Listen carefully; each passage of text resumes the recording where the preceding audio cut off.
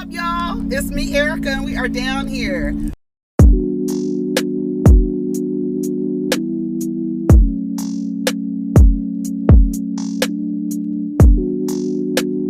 Peace, y'all. Take care of each other. Protect your energy. What's up, everybody? It's me, Erica, and we are down here to talk about the season finale of The Real Housewives of Potomac. Go ahead and like, subscribe, and comment. Let me know you stopped by. Yeah. So I took some notes, a little bit of notes. I really didn't take extensive notes. I just basically, that my notes are like, they're not that long at all. I have to say, some things I want to say first. Go ahead. Did I already tell you to like, subscribe, comment? Let me know you stopped by. There's some things that I want to say first that I was tweeting last night. Some thoughts that I had. I figured I would share them with you. Some thoughts that I had about just the overall season, the cast, the franchise itself, and how I feel about the show. One of the first things I think that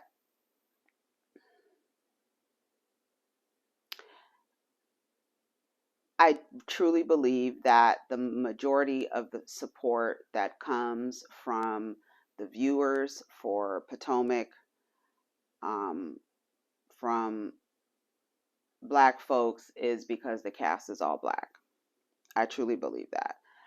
And I don't know if some of y'all think the show is still good. I don't know if some of y'all think the show is good. One of the things that I say about this specific franchise, Potomac, is that I don't really care for any. I'm not invested. I don't stand for anyone on this show. None of the cast members I particularly go up for. I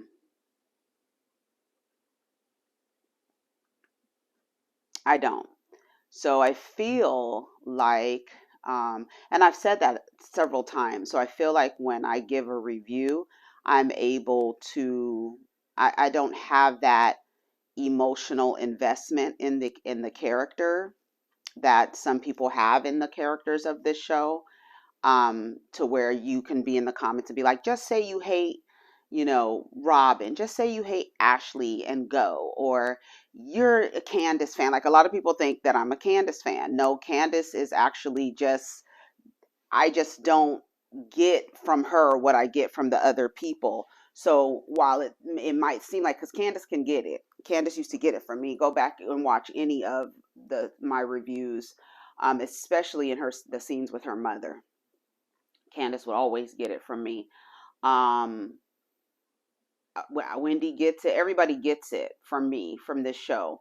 So I feel like I can offer a review that isn't leaning towards anyone because I quote unquote like the person, right? So that's that. I do believe that a lot of the support for this show comes from them just being all black cast. That's it. I don't think it would have mattered who the women were. If this is all black cast, they are going to be supported. They're going to be watched. The same way when they add a black cast member to an all white cast, how the viewership goes up for that particular franchise because of the black cast members, and now you have black people supporting that black cast member and therefore watching the show.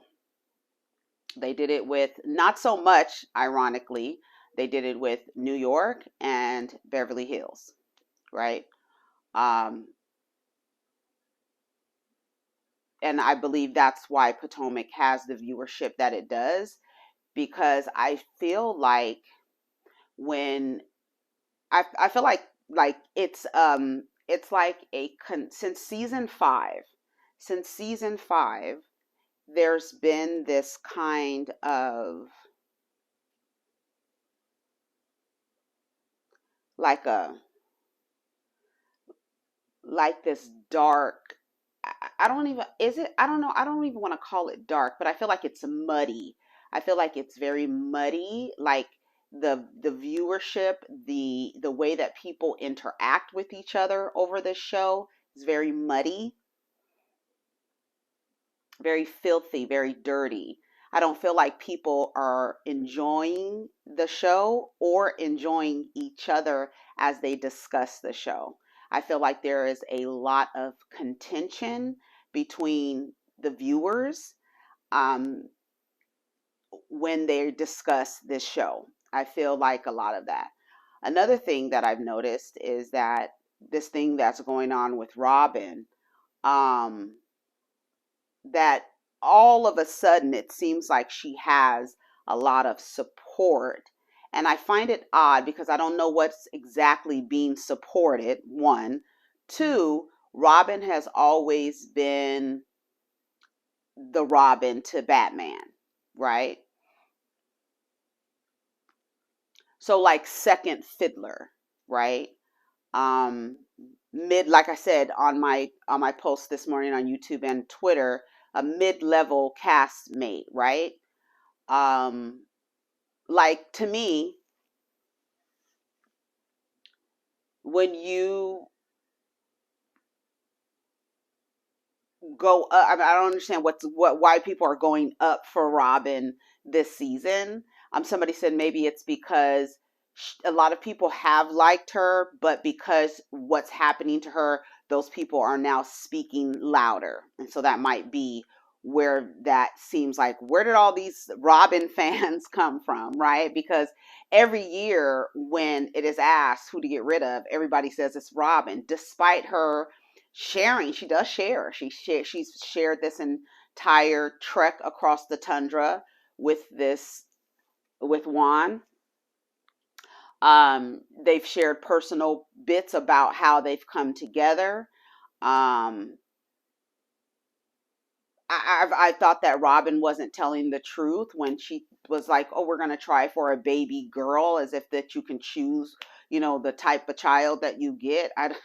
That but I don't understand. I've always heard Robyn is just like, she's there. She's like a supporting castmate. She's a supporting castmate. Yes, they're an ensemble, but she's a supporting castmate. She's not like a star of the show. But because of what's going on this season, and everybody has said this season that Robyn clocked in.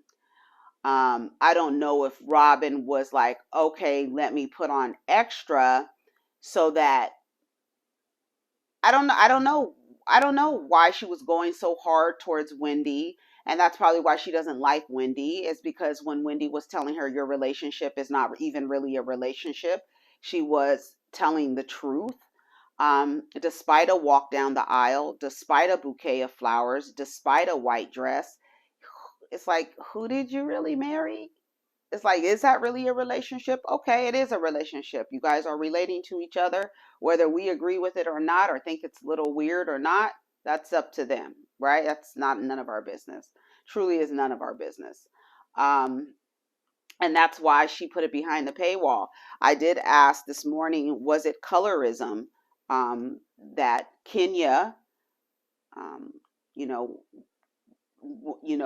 eloped basically, and didn't share it with Bravo cameras, didn't allow the cameras to be there. That was the first signal that that man was controlling things, because I believe that Kenya would have wanted cameras there. But anyways, she gets the next, because of her actions, she gets offered a friend spot, or a low, they kind of lowballed her, so she declined to come back for the next season, right? In other words, we're going to make the offer so low that you're going to be like, it's not worth it, I'll sit out, right? So she was punished or reprimanded for not sharing her life. And in this case, this woman on this show that she's able to get a Watch What Happens Live episode. There's some, rumbling saying that there's going to be another special at the end of the reunion to discuss with Robyn what she has shared with, her podcast fans behind the paywall. I saw Watch What Happens Live last night, And I said she's just regurgitating the story. She's like, literally go play the podcast and watch What Happens Live in tandem, and she's saying the same exact script. So I'm really like, okay, like to me, I feel like this is when I say I don't understand like the fandom, the all of a sudden these stands coming out, because her actions are that of somebody who's less than smart, period. Right? But you guys are still going up for her. So I'm like, where did this like undying loyalty, even when the bitch displays stupidity, that y'all are still going up for her? Like making excuses and that Robyn, she should have did this and that's good she did this. And I'm like, really? Is that what's happening? Okay. But I do want to know, is it, somebody said it's favoritism, right? But your favoritism, why is this person your favorite? This person is not bringing in the viewers. When Kenya comes on Watch What Happens Live, I'm sure the viewership is higher than when Robyn comes on Watch What Happens Live, right? So is she a draw? Is she a drawing character? Does she draw the audience in? Does she pull people in? She doesn't. And y'all are really acting like what she's done and how she's behaved in this particular scenario, that somehow she's like this, like there's nothing wrong with what she's doing. And I feel like it's like, really, y'all go up for Robyn like that? I'm so confused.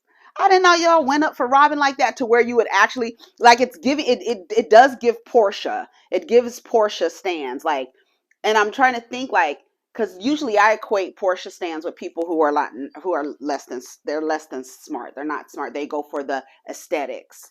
You know what I'm saying? So with this going for with Robyn, it's like, do y'all hear how Robyn sounds? Yeah, that's right. She put it behind a paywall, but she's still lying to y'all. She's not telling y'all how she feels. She's telling his story, a script that she is like literally repeating word for word. Again, she said, I thought it was strange. Somebody's online saying, oh, you can't pay hotel bills over the phone. When you book a hotel, you put your credit card down. And then when you leave, they say, is this the credit card? Yeah. Okay. If there's any incidentals or whatever, things like that, the charge will be different from what was actually held or whatever. We might charge you. It might be different, right? This will be all the same if this woman was in an emergency and had to call a parent who was out of state and said she lost her wallet. We need to pay for her hotel room. She checks out today. We need to go ahead and pay for it. So if this woman has a relationship with a Baltimore Ravens person, why would she call Juan? And then the fact that you're telling that story. Listen, Robyn has already married the man. She gave y'all the finger and told y'all to kiss her ass because she got the prize, honey. She got the man who ignored, dismissed, pushed to the back of the file his student athlete who was being blackmailed and sexually harassed. This is her prize. So she gonna do whatever she want to do. I don't understand how y'all going up for that. But whatever. Like I said that it's like with Portia. It's like, it doesn't matter how they get down the aisle. It doesn't matter who's waiting for them at the end of the aisle. Y'all just want to see the fantasy, the wedding. Y'all just are here for the show. Y'all don't care how the people get down the aisle. And then y'all like really going up. But whatever. That's, like I said, I didn't know all of these people were Robyn fans. I did not know that. What else did I say last night? Hold on, let me see.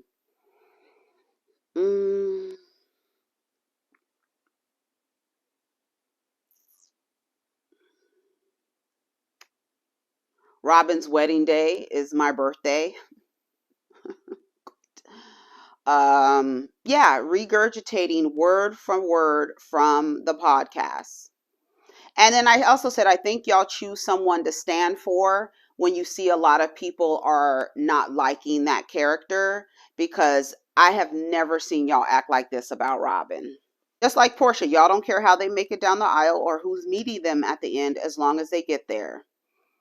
I don't understand the rationale behind standing for Robyn. What is likable about any of these characters on this show? I guess I truly don't care about the characters on this show. Maybe Wendy and Candiace. That looks shaky too, because they're so hell bent on trying to get these women to be their friends. And it's I don't know if it's unnerving, but it's uncomfortable to watch them play these roles and they're not really friends. I've been saying this. I said it when Atlanta got the same way. The show doesn't work, that dynamic. The formula does not work when the women are not friends. There's no loyalty. There's no, oh, this is a sisterhood because we're on the same show. No, it's not. Y'all don't talk to Karen when the cameras go down. Karen don't talk to none of y'all when the cameras go down. And that's true. It's just real. And they're not friends. And when Wendy and Candiace act like they want to be friends with these women so badly, like, honestly, like I said, Wendy is younger, way younger than me. And she's more mature than me, because the way that she's all hugged up and leaned up and cheek to cheek with Mia, that's weird to me. I'm not there. I'm not there at all. You threw a drink on me. You hit me with the purse. And then you're at the reunion arguing again. The relationships don't come off well on the camera. I don't know. The dynamics suck. That's what I said. The dynamics between the women suck. Gizelle will repeat a story and add something to it, and everybody just laughs about it. And then when she's confronted about it, she says, oh, I misunderstood you. But then in her confessionals, she's like admitting that I add something else to the stories. Y'all trust this person?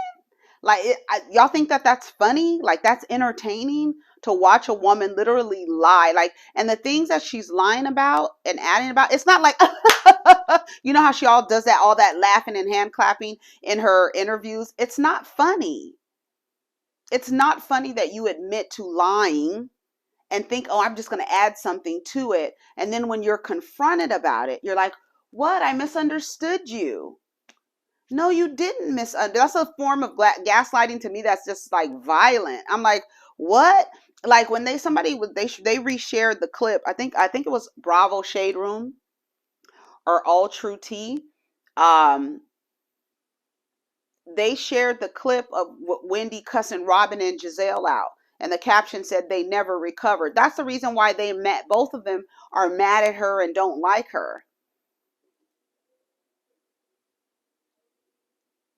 When Wendy told her, Gizelle, I don't give a fuck about these cameras. When you talk about my husband, you talking about me. She's like, yeah, well, the cameras are here. I'm talking to you, whether these cameras are here or not. Well, yeah, the cameras are here. So what? Nobody believes it, Wendy. Yeah, but you didn't come and talk to Wendy directly. You took it to every single body else and then had Ashley deliver it. And then when you're confronted about it, and then Robyn, you want to act like you don't know it when you were literally just upstairs saying that it must be some insecurities and she's loose for the way that she dresses now after she done got her body done. And then when y'all are confronted, it's like, what? That's not what, maybe I misunderstood what you said. Y'all are entertained by this? To me, it's just an example what we're watching, like I like after I'm no longer entertained, I'm like, okay, how are we being educated? And the only thing that I can say is these are the dynamics. We're watching a show with the dynamic of the friendship. The women are frenemies. Ladies, gentlemen, everybody who is watching this show, when you watch The Real Housewives of Potomac, what you are getting is a friendship dynamic of women who are not really friends. This is what it looks like.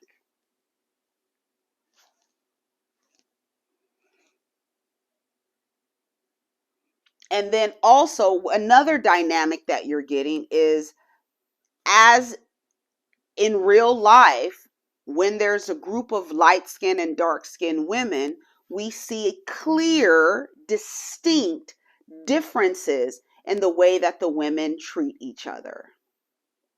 So this is what this show is for, to see. And unfortunately, you have a white Jewish man who does the reunions, so these conversations don't get discussed.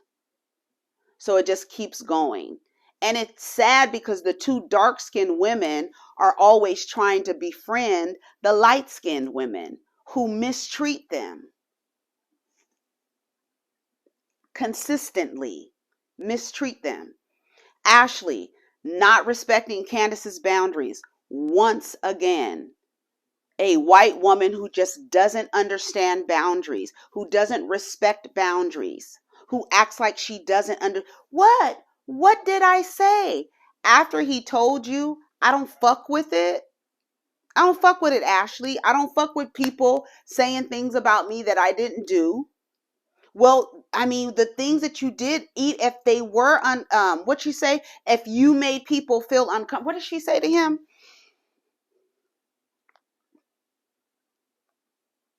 What did she say? Well, if some of your actions were questionable, no, they weren't. Y'all are lying on me. Well, what did I say? What do you mean? You're just because you are talking like this, and Chris, well, that doesn't mean you're not violent. Doesn't mean you're not starting shit. This is what this show is. That's why I'm like, understand, like, what are y'all going up for when y'all go up for Robyn? Like, really, what is it that you find relatable? What relatable that she don't want to get up and because she acts like she's lazy and disorganized and has a pot on the stove that needs to be scrubbed with some baking soda and some vinegar? Makes her relatable? Oh, does it make her relatable that she's hanging around with Juan all these years after the way and the things that they've been through for the kids? Is that relatable?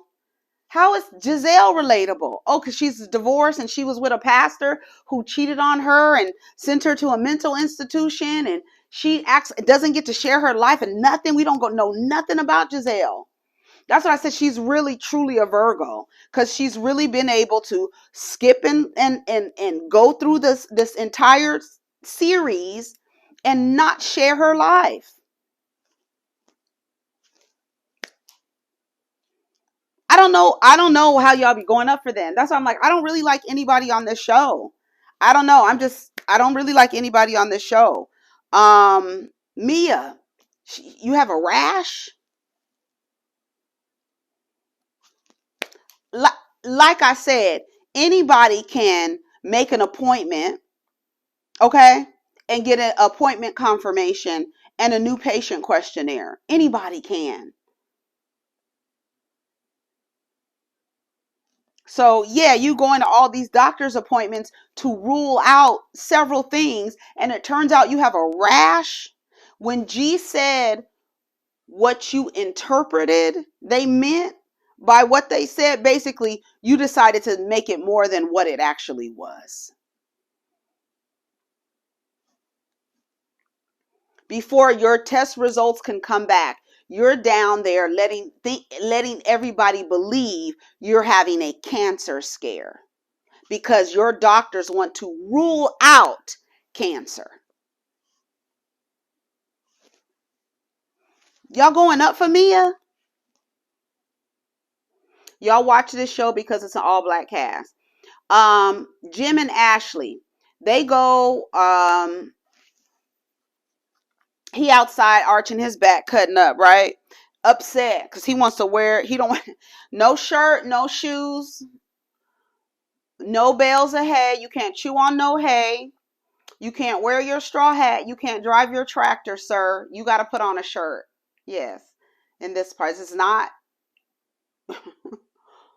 Ashley says she's going to pay $13,000 a month for the house that she bought with her ex-husband. And then on the reunion, she says she's not getting alimony. What?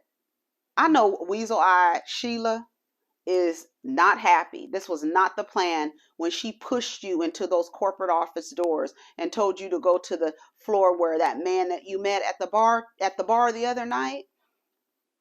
Yeah, that dirty old scab of a man. Who looked like he leaves a bunch of skin flakes in the bed after he gets up. That man you let crawl on top of you and give you 2 children.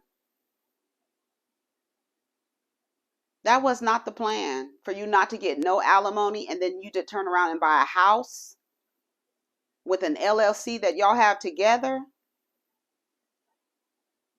So y'all be going up for Ashley too?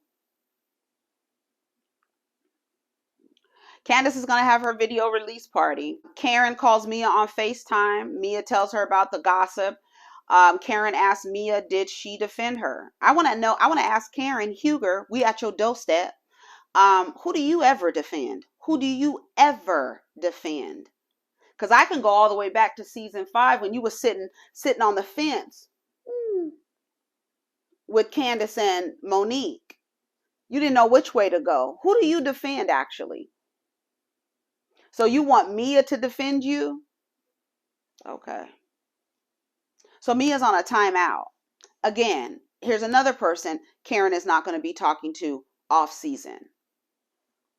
But I still want to know. Y'all let me know who Karen defends. Y'all be going up for Karen too. That I'll never understand. Robyn, house is nice, decorated nice. She tells her parents that they're not going to be there. Her parents say, we understand, but I don't like it. Her mother especially. I think Robyn's house is nice. Is this the first time we've seen the inside of Robyn's house? This is the first time we've seen the inside? No, I think we saw it before when she was talking to somebody else, but we didn't see all the mirrors and stuff. They actually showed everything. So that was actually pretty cool. Mia, yeah, we're ruling out life-threatening issues. When G said that's how you interpreted what was said. That's why when people asked her about the cancer, she didn't know what the fuck they were talking about, because cancer, you had some lumps, again, probably from the manufacturing, right? The warranty is up. So, things are starting to go, come a loose. So we got to rule some things out. And before you could even rule the things out, you were on the internet leading people to believe that you had cancer. You're having a cancer scare. To the point where your castmates, because they're not your friends, your castmates are questioning you. And that's probably the reason why you were so quick to go back to being cool with somebody who questioned your health. You were so quick to go back to being cool with them because you knew that it wasn't really anything but some loose wiring. Gizelle's daughters, they went to go get ice cream. They're totally like, what does she have us doing now? What do we have to go along with? I think they're old enough not to play along anymore. That's what it seems like. We have nothing to offer to this conversation. We have no commentary on this man. He's fine. But obviously he's not, because at the end of the episode, it says that she's dating some guy from summer house, winter house, some young guy. Hot stuff is what they said. I don't know nothing about it. She tells her daughters that she's going to have a surgery. I don't know, one of them faith, love, and charity. One of them gives her a hug. They don't know where the ovaries are just going to be stranded in your stomach. I don't know. They're just looking at her like, okay, well, that's better. You're not going to have menopause, and that's great then. Okay, are we done? Thanks. All right. That's how the oldest one was looking like. Okay, are we can we leave now? All right, great. Candiace's party. We see the Jasmine brand. Shout out to the Jasmine from the Jasmine brand. When Gizelle walks in, she speaks to Chris. He says, "Hey," he looks up from his phone. Did that make you uncomfortable? She's really trying to get a scene with Chris, like Ashley and Gizelle. It's Ashley. It's always, I've been saying this for years. It's always Ashley and Gizelle. Always. Always. Ashley and Gizelle want a scene with Chris desperately. Ashley, Chris says, "I don't need to see or speak to her." And Candiace is like, exactly. He don't need to say a fucking word to her. Candiace, I truly hope that you have literally made up your mind as it relates to how to navigate the friendship. I know that you said that you're done trying to forge a friendship with Ashley. I think that should also apply to Robyn, and I think that should also apply to Gizelle.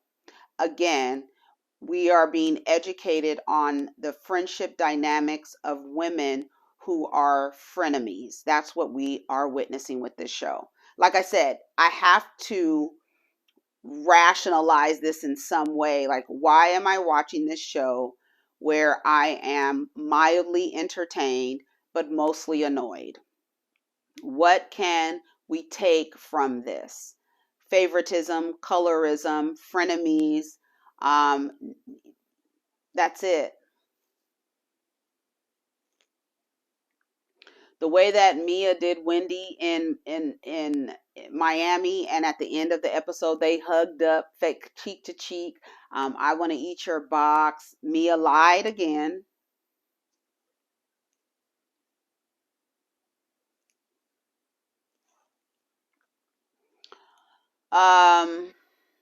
Chris says, "I don't need to speak or see or speak to her," because Gizelle has this idea that the men want her, right? So anytime you interact with her, she can misconstrue it as though this married man, because plenty of married men have tried to talk to me. She said that before. So when she calls herself being friendly, in her mind, you don't know if she's interpreting it as, oh, he wants to make me food. Candiace's husband likes me because he always wants to make food for me. You think he's feeling me? You know what I'm saying? So a man who sees a woman who acts like that is in his best interest, especially if you're married. It's in your best interest not to be around her alone, because she will do some shit like this, even though that's her rule. That's her rule. I'm still with the agreement that Chris owes Gizelle nothing. And I said on Twitter, the way that he was yelling on the reunion, I don't want to hear a word from anyone saying that a man can't yell at a woman. Listen, if you are accusing me of something I didn't do, I'm going to yell until somebody hears me, understands me, that I didn't do that shit. I'm going to defend myself, man or woman or child.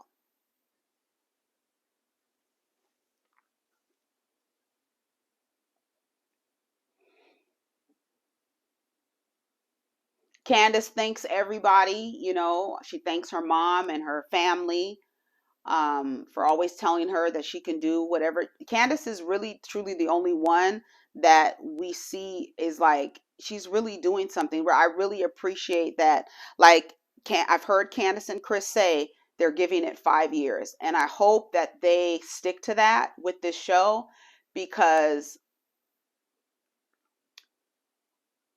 for Gizelle in the interview to say, I don't even know what the song is. I don't know the song. I don't even remember what it sounds like, but I wish her the best. It's so, again, frenemy. It's like, I hope Candiace is literally, I don't want her to necessarily internalize it, but I needed to make an imprint on you so that when it happens again, you can see that this person is not your friend.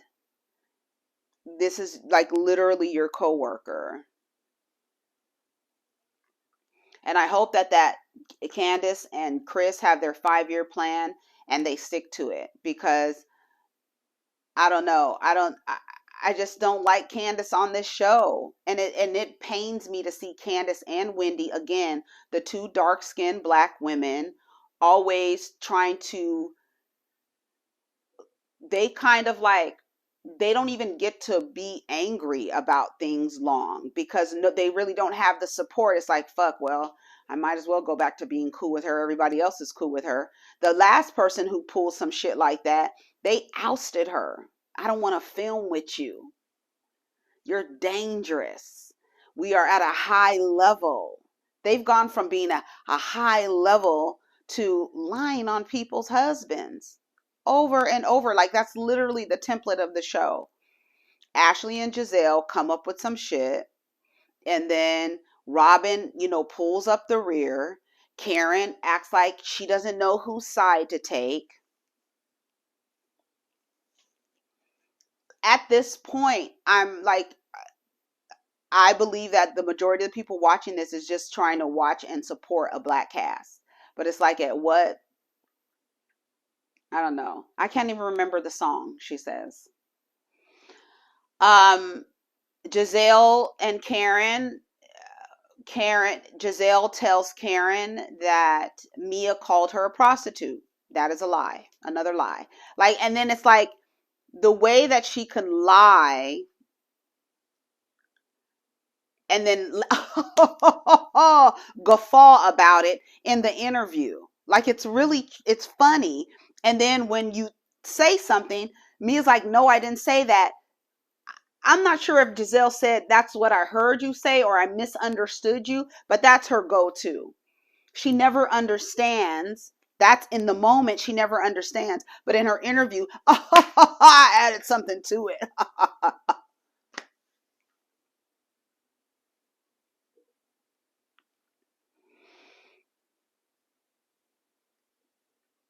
Did she tell you that she called you a prostitute? She said, no, she missed that part because she didn't call her a prostitute. She says, so are y'all saying that Karen is a prostitute? And that's when Candiace and Charrisse go, no.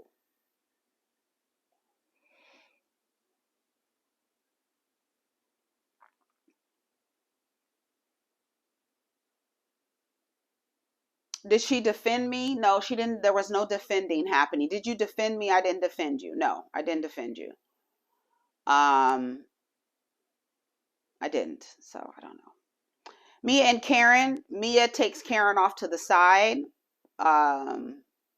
She tells her, completely separate from what Charrisse got going on with you.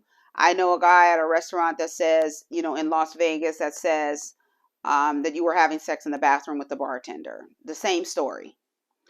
So yeah, you can accuse Charrisse of making it up, but I heard the same story from a different source. Karen says, I hear you, but I'm not listening. She runs off. She leaves later.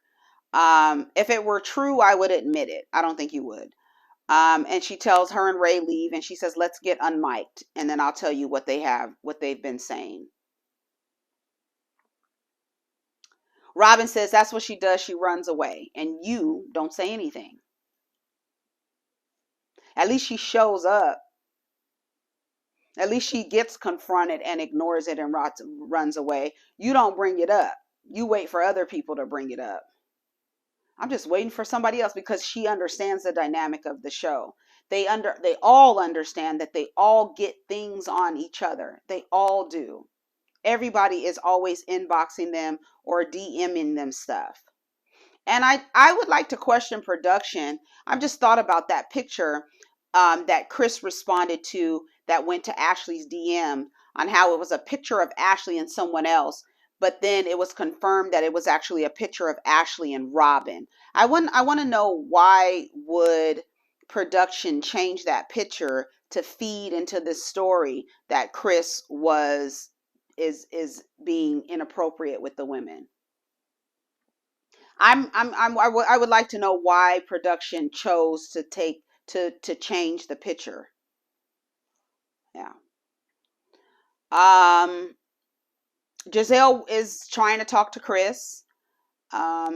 She was like, I don't think he wants to talk now. Now's not the time. They really wanted to get some shit going. Ashley wants to talk to Chris. She said, Candiace says, no, I don't think it's the right time. I'm not going to get hostile. Well, that's it. We don't know if you are or not. Right. And just because your hostility is dressed like a retired Las Vegas showgirl doesn't mean you're any less hostile. Was that a butterfly top that Ashley had on? Is it in the shape of a butterfly? Yeah, your friend, you said he was flirting with your friend, your Sesame Street looking friend. Ashley didn't know what to do. And then Wendy in the back saying, not A, B, C, D.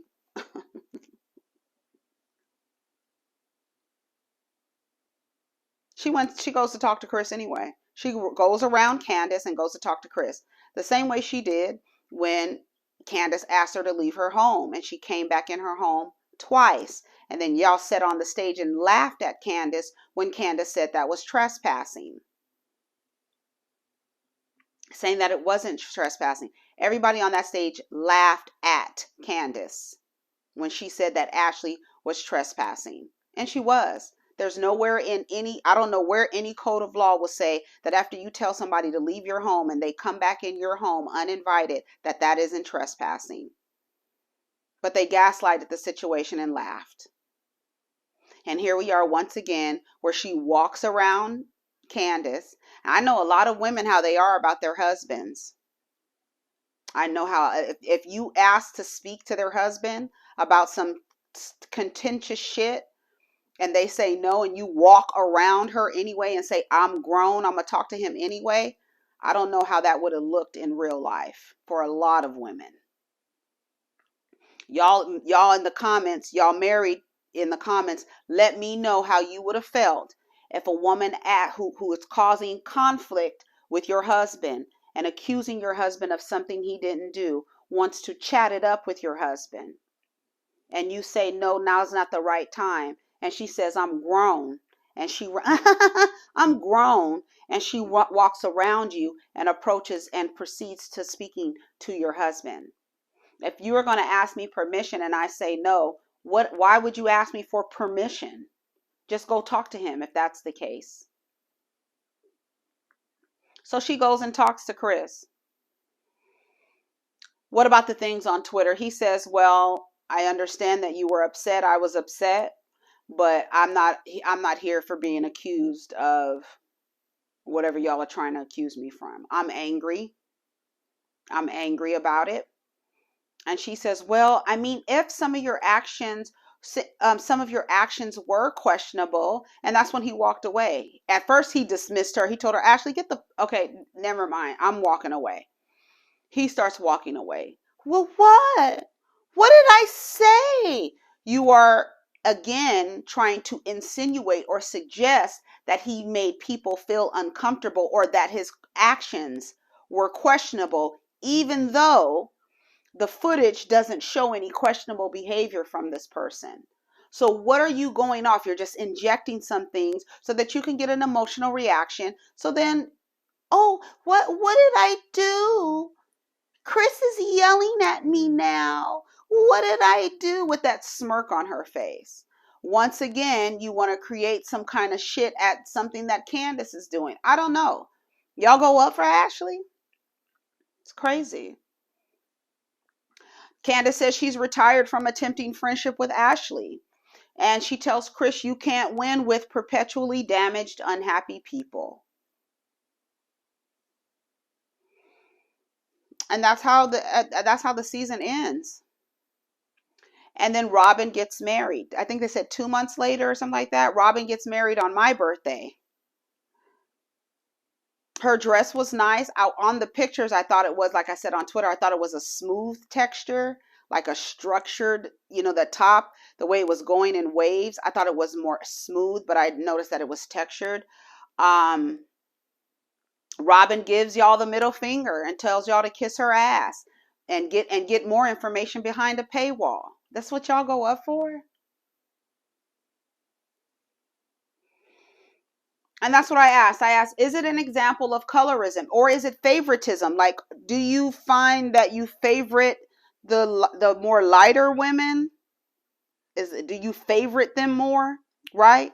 Because is it favoritism or colorism when the star of a hit show is demoted and misses a season and the mediocre mid-level cast member can hide it and ask the viewers to pay for it?